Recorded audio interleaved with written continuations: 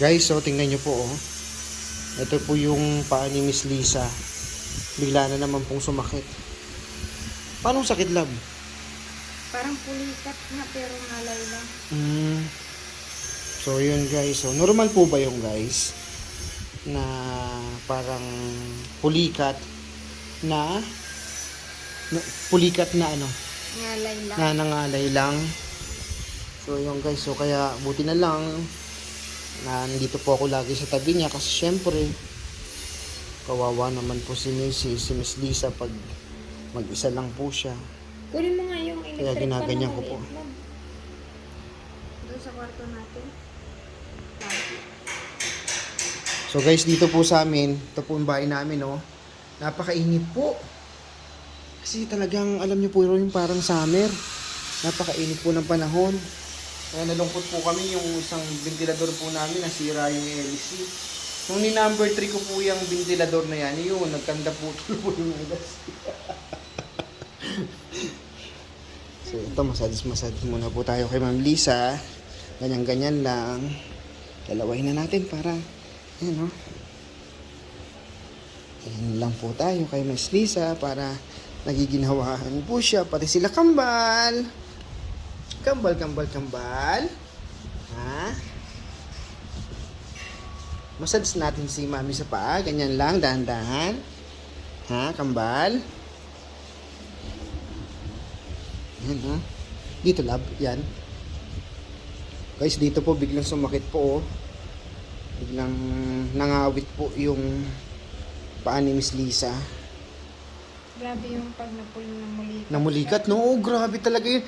As in yung sa ganito, naninigas, no? Hindi Para- mo maikalak. Oo. Pag inala mo, sobrang sakit. Oo, ganun talaga yun. Naranasan ko talaga yun. Alam mo yun, yung ginising ka ng, ng pulikat, ayun ang masakit eh. Tapos pag ginawa, mamimilipit ka sa mamimilipit ka sa sakit. Ako nun eh, naranasan ko din, biglang sakit, nagising ako. Naranasan. Ayan guys, kayo po, naranasan nyo po yun, grabe. Yung pulikat, talagang naranasan ko po yun eh, sa ganito, sa paa, bigla ako pong nagising. Ay, naku po, ang sakit po.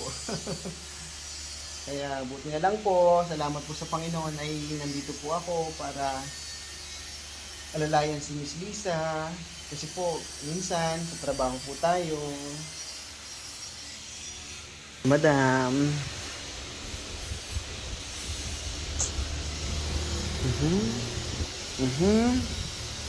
O, kulang lang to sa halo-halo.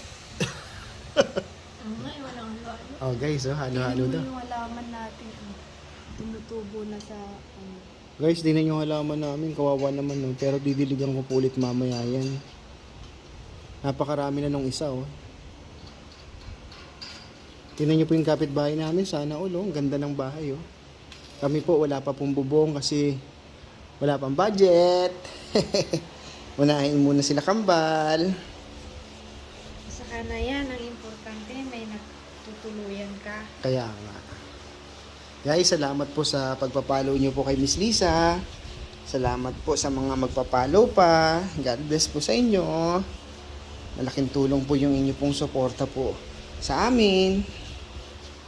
Lalo na kina Kambal, sa mga nag-aabang po. Malapit na po lumabas sila Kambal. Diba, love? Konting tiis na lang talaga. Kaya nga. Masisilayan natin. Sila Kambal.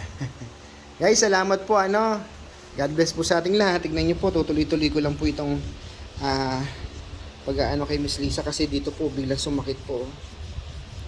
Biglang namulikat. Buti nga itong isa hindi, ito lang po eh. Matigas pa naman yan, biglang naninigas. Umaatake na lang bigla yun eh. Guys, salamat po. Guys, salamat. Di po kayo nagsasawang magpasalamat. Opo. Gabayan po lahat tayo lagi ng Panginoon. Bye po. God bless po. Mamaya po ulit.